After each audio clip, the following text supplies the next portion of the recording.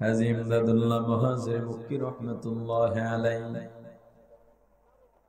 ঠিকানা অনুযায়ী মক্তবের মধ্যে গিয়ে দেখলেন ছাত্র ছাত্রীরা কোরআনের সবক নিতেছে, আর শিক্ষকের আসনে যিনি বসে আছেন স্বপ্নে যাকে দেখেছিলেন ইনি তো সেই। আদবের সঙ্গে বিনয়ের সঙ্গে গিয়া হুজুরের সামনে দাঁড়ায় সালাম দিলেন।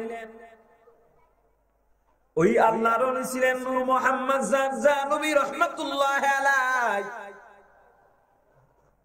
যখন হাজী ইমদাদুল্লাহ মুহাজির মুক্তি রহমাতুল্লাহ আলাইহি হুজুরের সামনে গিয়া দাঁড়ালেন, নূর মুহাম্মদ জানজানবী রাহমাতুল্লাহ আলাইহি ডাক দিয়া বললেন, আয় লড়কা ইতনি দের কিউ হুয়া?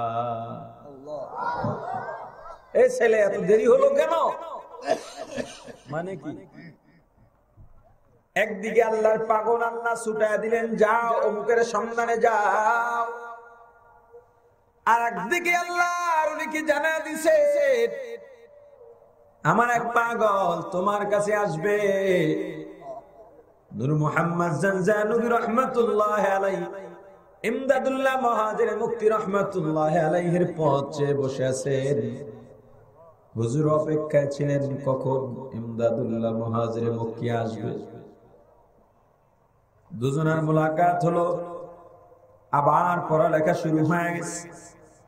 কিন্তু মনের মধ্যে একটা প্রশ্ন, আমি আল্লাহর কাছে দোয়া করলাম পৃথিবীর শ্রেষ্ঠ আলেমের সঙ্গে যেন আমার দেখা হয়, কিন্তু আল্লাহ দেখা করাইলেন মক্তবের এক হুজুরের সঙ্গে। মনের মধ্যে মানে না, তবু একদিন আদবের সঙ্গে বললেন, হুজুর আমার একটা জানার বিষয়। বলে কি? বেয়াদবি হবে কিনা এই চিন্তায় বলি না। বলে বাবা তুমি বলো, তোমার মধ্যে কোনো খটকা থাকুক তা আমিও চাই না। হাজী সাহেব বললেন, হুজুর আমি আল্লাহর দরবারে দোয়া করেছি, আল্লাহ পৃথিবীর সর্বশ্রেষ্ঠ আলেমের সঙ্গে দেখা করেন, কিন্তু হুজুর আপনি তো বক্তব্যের মধ্যে পড়ার ব্যাপারটা বুঝলাম না। নূর মুহাম্মদ জানজানবী রাহমাতুল্লাহ আলাইহি ডেকে বললেন, বাবা তুমি কি রাসূলের হাদিস পড়ো নাই? খায়রুকুম মান তাআল্লামাল কুরআন ওয়া আল্লামা। নবীজি বলেছেন যারা কোরআন শিখে আর শিখান তারাই দুনিয়ার সর্বোত্তম সর্বশ্রেষ্ঠ। হাজী ইমদাদুল্লাহ মুহাজির মুক্তি যা বোঝার বুঝে গেছেন। এরপরে আরো ঘটনা আছে, ওগুলো বলার আমার উদ্দেশ্য নয়। বুঝাতে চাইলাম মক্তবের কত দাম, মক্তবের মধ্যে যারা পড়ান তাদের কত দাম।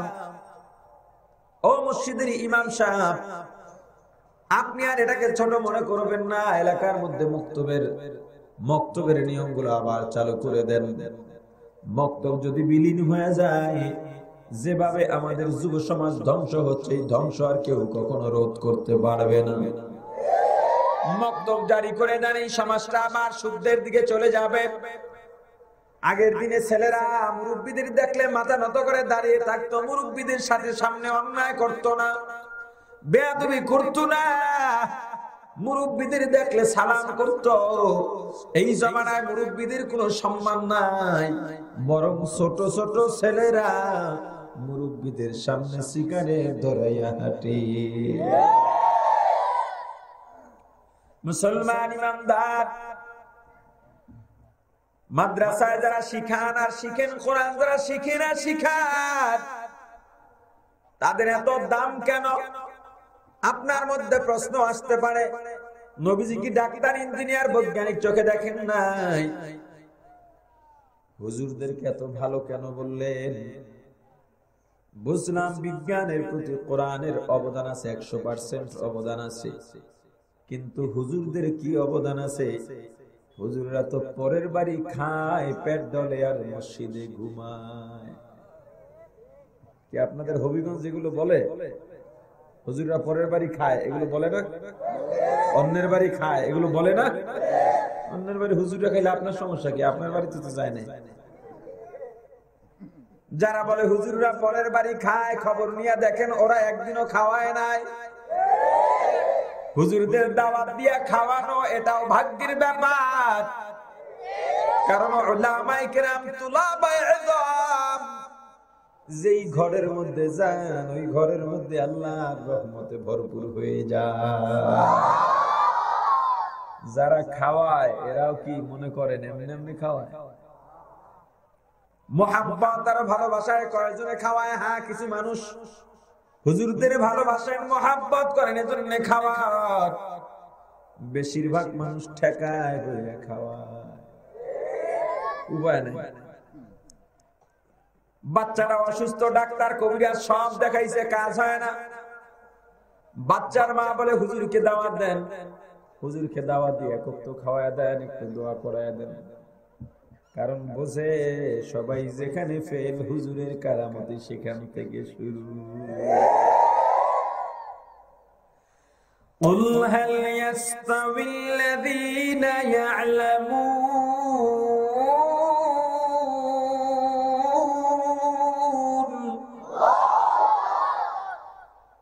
قُلْ هَلْ يَسْتَوِي الَّذِينَ يَعْلَمُونَ وَالَّذِينَ لَا يَعْلَمُونَ আল্লাহ পয়গম্বরকে জানায় দিলেন, পয়গম্বর আপনি দুনিয়ার মানুষকে জানায় দেন, ও পয়গম্বর আপনি বলেন যারা জানে আর যারা জানে না তারা কি সমান হতে পারে? লক্ষ্য করার বিষয়, আল্লাহ এখানে সাধারণ নফি করে বলতে পারতেন যে পয়গম্বর আপনি বলে দেন যারা জানে আর যারা জানে না তারা সমান নয়, কিন্তু হরফে ইস্তেফাম দিয়া নবীর থেকে আল্লাহ উত্তর আদায় করলেন, আমি আপনাকে বললাম ভাই কাজটা ঠিক হয় নাই, এটা এক ধরনের নফি। আর একটা আমি আপনাকে বললাম আপনি যে কাজটা করছেন বলেন ঠিক হয়েছে কিনা। একটা আমি বলে দিলাম কাজ ভালো হয় না, আর একটা আপনি করছেন, আপনার অন্যায়টা আপনার মুখ থেকে স্বীকারোক্তি নেওয়া। আগেরটা গুরুত্ব না পরেরটা গুরুত্ব? নবীজিকে আল্লাহ বললেন পয়গম্বর আপনি বলেন যারা জানে আর যারা জানে না তারা কি সমান হতে পারে? কখনো না। যারা ইংলিশ জানে আর যারা জানে না তারা সমান নয়, যারা ডাক্তারি জানে আর যারা জানে না তারা সমান নয়, যারা চুরি জানে আর যারা জানে না তারা সমান নয়। কিন্তু আল্লাহ যে ব্যবধানটা বলেছেন সেগুলো কি এই ব্যবধান নাকি অন্য ব্যবধান? মুফাসসিরিন ইকরাম বলেন আল্লাহ এই ব্যবধান বুঝান নাই, আল্লাহ বুঝিয়েছেন যাদের মধ্যে কোরআন আছে আর যাদের মধ্যে নাই তারা কোনোদিন সমান হতে পারে না। যারা কোরআন জানে আর জানে না তাদের মধ্যে কতটা ব্যবধান, আসমান আর জমিনের মাঝে যতটা ব্যবধান, যারা কোরআন জানে আর জানে না তাদের মধ্যে ততটা ব্যবধান। আগুন আর পানি, রাত আর দিন, নারী আর পুরুষ, আলো আর অন্ধকার, ঠান্ডা আর গরমের মধ্যে যতটা ব্যবধান, যারা কোরআন জানে আর জানে না তাদের মধ্যেও ততটা ব্যবধান। আপনার প্রশ্ন, কোরআন যারা জানে আর জানে, কোরআন যারা শিখে আর শিখান, তাদের এত দাম কেন? অনেকগুলো জবাব আল্লাহ দিয়েছে, আমি একটা মাত্র জবাব দিয়ে আপনাদের থেকে বিদায় নেব। ও মুসলমান ইমানদার, যারা কোরআন শিখে আর শিখান তাদের এত দাম কেন? অনেকগুলো জবাবের এক জবাব, যারা কোরআন জানে না শেখে না তারা মানুষই হতে পারে না। কোরআন শিখার মাধ্যমে মানুষ মানুষ হয়। যাদের মধ্যে কোরআন নাই, কোরআন নাই, তোমাকে দেখতে যদিও মানুষ, তবে তুমি আল্লাহর আদালতে এখনো মানুষ হইতে পারো না।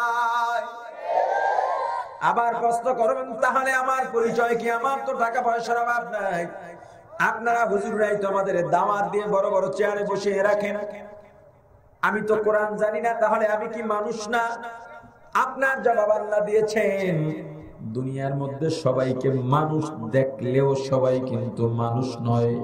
মানুষের মতো কথা বলতে পারলেই সবাই মানুষ নয়।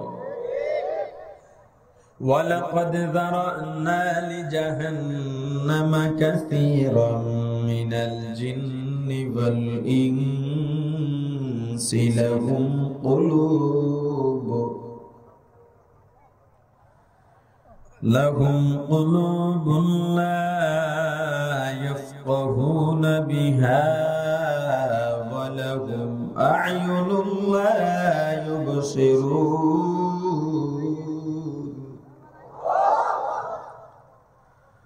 ولهم أعين لا يبصرون بها ولهم آذان لا يسمعون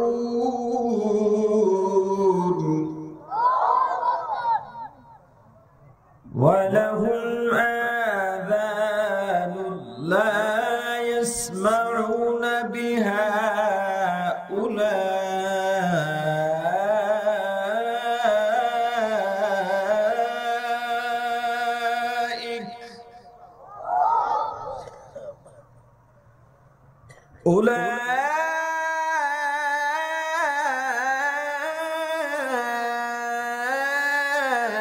أولئك كالأنعام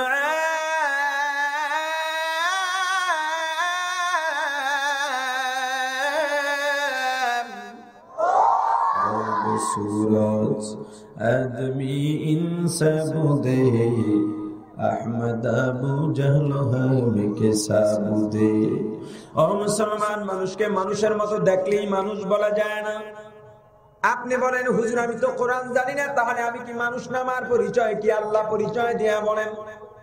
জেনে রাখো মানুষের মতো দেখলেই সবাই মানুষ নয়, মানুষের মতো কথা বলতে পারলে সবাই মানুষ হতে পারে না, মানুষের মতো হাত পা থাকলে সবাই মানুষ নয়। মানুষের মতো দেখলে যদি সবাইকে মানুষ বলা যায়, তো নবীজির চেহারা আবু জাহেলের চেহারা দেখতে প্রায় একই রকম ছিল। নবীজি যেই বংশের থেকে দুনিয়াতে আসছেন, আবু জাহেল সেই বংশের থেকে দুনিয়াতে আসছে।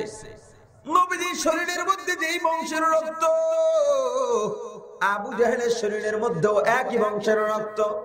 নবীজি আর আবু জাহেলের সম্পর্ক ছিল চাচা ভাতিজা। নবীজি হলেন রাহমাতুল লিল আলামিন, সাইয়্যিদুল মুরসালিন। পক্ষান্তরে সবকিছু প্রায় এক হওয়ার পরে আবু জাহেল হলো চিরস্থায়ী জাহান্নামী। আল্লাহ বলেন লাকাদ যারানা লি জাহান্নামা কাসীরা, আমি আল্লাহ অধিকাংশের জন্য জাহান্নাম বানিয়েছি। অধিকাংশ যারা জাহান্নামে যাবে তারা কারা? মিনাল জিন্নি, জিনদের মধ্য থেকে বেশিরভাগ জিন যাবে জাহান্নামে। মিনাল ইনসি, মানুষদের মধ্য থেকে বেশিরভাগ মানুষ যাবে জাহান্নামে। বেশিরভাগ মানুষ যারা জাহান্নামে যাবে তাদের পরিচয় কি? আল্লাহ তাদের পরিচয় দিয়ে আয়াতের শেষ দিকে বলেন উলাইকা কাল আনআম, ওরা চতুষ্পদ জানোয়ারের মতো। শুধু জানোয়ারের মতো নয়, বালহুম আদল, বরং জানোয়ারের চাইতেও খারাপ। কোরআন যারা শিখে আর শিখান তাদের এত দাম কেন? এক নাম্বার জবাব, কোরআন শিখার মাধ্যমে মানুষ প্রকৃত মানুষ হয়। মানুষ ছাড়া কারো দাম আল্লাহর দরবারে নাই। মানুষের দাম আল্লাহর দরবারে, মানুষ ছাড়া কোনো দাম নাই। ও মুসলমান ইমানদার, এইটা তোমাদের ভুল পদ্ধতি। বয়ান চলে, এখন খাওয়ান দিয়েছে, কে খাবে? আশেপাশে কেউ খেতে পারবে? সরাও এটা, এটা বয়ানের আদবের খেলা। চা পান কিচ্ছু খাওয়া চলবে না।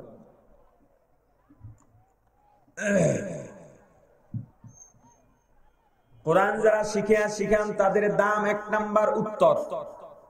কোরআন না শিখলে মানুষ মানুষ হতে পারে না।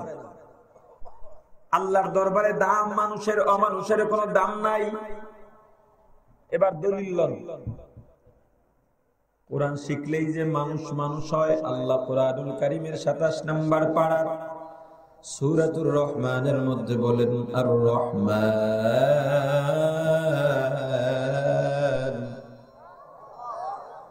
আল্লামাল কুরআন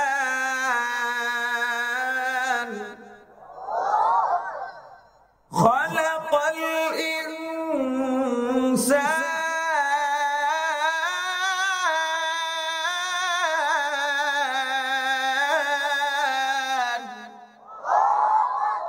রহমান দয়াময় আল্লাহ, আল্লামাল কুরআন, যিনি কোরআন শিক্ষা দিয়েছেন, খলাকাল ইনসান, যিনি মানুষ সৃষ্টি করেছেন। কোরআনের মধ্যে কোনো ফালতু কথা নাই, বাড়তি কথা নাই, অনর্থক কথা নাই। কোরআনের মধ্যে কোনো প্রশ্ন করার জায়গা নাই। আল্লাহ তরতিবতাকে পছন্দ করেন, তরতিব অনুযায়ী যারা আমল করে আল্লাহ তাদেরকেও পছন্দ করেন। আল্লাহর তরতিব কত সুন্দর, তরতিব ছাড়া কোনো কাজ আল্লাহর নাই। আল্লাহর তরতিব কত সুন্দর, একটা মানুষের দিকে তাকান, মানুষের যেখানে যে অঙ্গ প্রত্যঙ্গ দরকার আল্লাহ সেখানে সেখানেই দিয়েছেন। আঙুল 5টা প্রয়োজন, আল্লাহ 5টা দিয়েছেন। একটা কম হলেও চলতো না, একটা বেশি হলেও বিরক্ত। আল্লাহর সিরিয়াল কত সুন্দর, তরতিব কত সুন্দর। এই তরতিব পরিপন্থী যদি হইতো কতটা অসহ্য লাগতো, তাও আল্লাহ মাঝে মাঝে দেখা দিছেন। আঙুল কয়টা দরকার? একটা কাইটা গেছি, চলে কাজ করা যায়। এটা বাকি 4টা থাকলে যে কোনো একটা কাটা যদি যায়, বাকি 4টা অচলের মতো হয়ে যায়। কি নাকটা যদি আল্লাহ কপালে দিতেন কেমন হইতো? কথা কয় না। মুখটা যদি ঘাড়ের মধ্যে দিতেন কেমন হতো? আল্লাহ তরতিব সবচেয়ে সুন্দর। কিন্তু সূরাতুর রহমানের মধ্যে তরতিব পরিপন্থী একটা কথা পেয়ে গেলাম। বলে দুনিয়াতে আমাদের জন্ম আগে নাকি শিক্ষা আগে? আওয়াজ দেন না। জন্ম না শিক্ষা? শিক্ষা কয় অনেকে। কেমনে শিক্ষাইলেন? আব্দুল কাদের জিলানীর মতো শিখাইছেন নাকি কেউ পেটের থেকে? শিক্ষা আগে না জন্ম আগে? সবাই বলেন। অথচ আল্লাহ কি বললেন? আনার রহমান,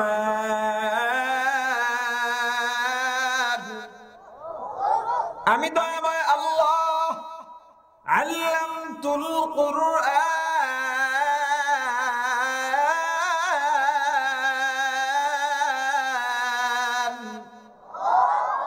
আমি কোরআন শিক্ষা দিয়েছি। এরপরে আল্লাহ বললেন খলাকতুল ইনসান, মানুষ সৃষ্টি করেছি। অথচ আমরা জানি আগে মানুষ সৃষ্টি, পরে কোরআন শিক্ষা। আল্লাহ তরতিব ভেঙে ফেললেন, আমাদের দেখা তরতিব। তার মানে কি এখানে কি কোরআনের ছন্দপতন হয়েছে নাকি? নাউজুবিল্লাহ। মুফাসসিরিন ইকরাম বলেন না না, বরং আল্লাহ যেটা বলেছেন সেটাই ঠিক। আল্লাহর তরতিব ঠিক আছে যদি বুঝতে চাও, জানতে হবে দুনিয়ার মধ্যে মানুষ হলো 2 প্রকার। কয় প্রকার? এক প্রকারের মানুষ জন্মগত বা বংশগত মানুষ, আর এক প্রকারের মানুষ গুণগত মানুষ, সিফাতওয়ালা মানুষ। জন্মগত বা বংশগত মানুষ আমার জন্য আলাদা কোনো যোগ্যতার প্রয়োজন নাই, আলাদা কোনো শিক্ষার প্রয়োজন নাই।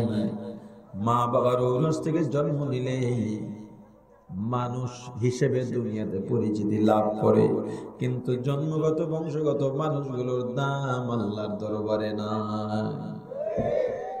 এই জন্মগত বংশগত মানুষগুলোকে আল্লাহ কোরআনের শিক্ষার গুণে গুণান্বিত করে তবেই আল্লাহ মানুষ বানান।